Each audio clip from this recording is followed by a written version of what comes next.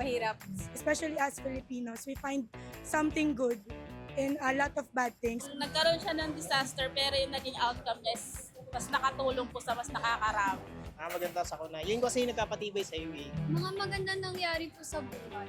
Parang ano po siya, binigay po siya na nung una po, hindi po natin talaga tanggap. Pero kalaunan po, matatanggap din po natin siya kasi po meron din po palang magandang mangyayari po sa atin sa buhay. A beautiful disaster for me is wonderful and chaotic at the same time.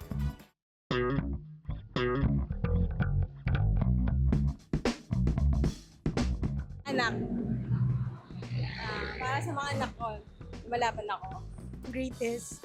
I don't know ano yung singer, yung artist, pero yung kantang yon nagsinasabi niya lang na naging mahirap, naging masakit, pero despite all that hard things na binabato sa'yo ng mundo, merong Diyos na yumayakap sa'yo. Kung may bukas pa.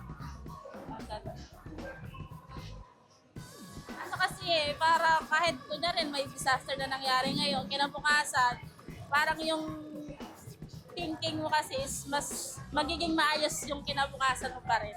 Trust in God by elevation worship. So, sabi nga, I trust in God, my Savior, who will never fail. So, I am the season of waiting. Feel ko po yung tatsulok po ni Bamboo. Kasi po ngayon din po kasi nagkakagulo din po sa gobyerno. Kaya po pinaparinggan ko din po yun. Tapos po, feel ko makaka-relate din po yung ibang tao po sa akin. Kasi nga po, hindi lang naman po ako yung nakakaranas po ng nung gulo po talaga ng gobyerno po. What ng SB9?